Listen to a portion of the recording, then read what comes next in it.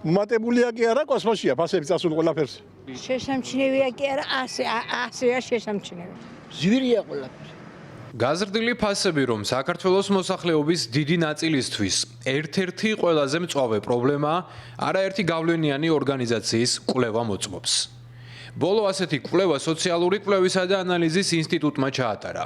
სამ მწვავე პრობლემას შორის გამოკითხულთა ყველაზე მეტი 46.5% მაღალ ფასებს ასახელებს.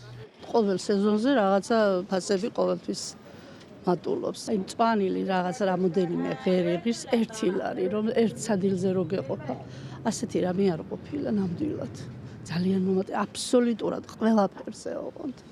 რა ვიცი, რაღაცა კაპიკები მოგვიმატეს პენსიონერებს და ორმაგი და სამაგი ფასებია ყველაფერზე. ნამდვილად აისახა ჩვენ ჩვეულებრივ ადამიანებზე, მით უმეტეს პენსიონერებზე.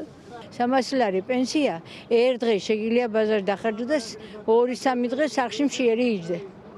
გეყოფათ? მუშაობ კიდევა, სწორე პენსია არ მეყოფოდა ნახეთ. პენსია მარტო წამლებზე თუ ყოფნის ეგრე. ადამიანი ელემენტარულად როცა მოდის რაღაცა 200 ლარის პარკლებში გამოდის 2-20 თეთრიანი პარკით რა ვთქვათ და არაფერი არ არის და ელემენტარულად ნებისმიერი ყოველდღიური როგორ არის იცი მაცივარი რო გააგო დღევანდელი ის რომ მიიტანო ხო მეორე დღეც რო გამოაგო კარები არაფერი არ არის ფაქტიურად დღევანდელი დღით ავცხოვრობთ რა და ვარსებობთ ეგ არის საქსტატის მონაცემებით 2025 წლის იანვარში, წინა წლის ანალოგიურ პერიოდთან შედარებით, ყველაზე მკვეთრად ფასები ბოსტნეულსა და ბაღჩეულზე გაიზარდა 13%-ით. 11.5%-ით მოიმატა ყავის, ჩაისა და კაკაოს ფასმა. თითქმის 11%-ით გაძვირდა ზეთი და ცხიმი. შაქარი და სხვა ტკბილეული კი 4%-ით. სურსათის ფასები იანვარში წინა თვესთან შედარებითაც გაზრდილია. ახლა ყველი აღრს. ყველის გარშე ხასული კაცი არ მიგდგენია. სუფრა ყოლო შეიძლება. 17 მან 20 მან და ურან ჭამოს ყველა. შეგარია უყურო, მეტერა. დებს კიდე უყუროს მეტერა. რა თუნდა მაგას გზნობა რომ შეხვალ და ნახა ორმაგი ფად და სამაგი ფასებია ყველაფერი. რა შედარება არის ხა შან რო იყო იმასთან შედარებით ბევრად უფრო ძვირი.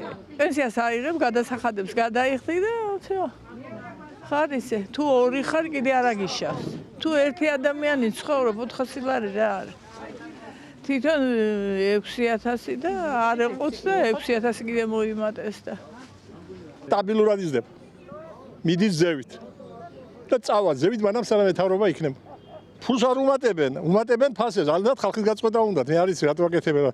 განა არის მთავრობამ რომ ხალხი ამ განსაკუთრებით პენსიონერი ამ ფულზე რო ვერ იარსებებს. ვერ სამალს ეკიდეს ვერავინ იცის, მაგრამ აკეთებენ. საქსტატის მიერ გამოქვეყნებული მონაცემების თანახმად იანვარში წინა წელთან შედარებით ფასები გაზრდილია შემდეგ ჯგუფებზე. სასტუმროები, კაფეები და რესტორნები 6.8%-ით, ჭამრთელობის დაცვა 3.8%, ხოლო განათლება 5.1%-ით. Didamo a sciubi, da come scammi quattro lezzi.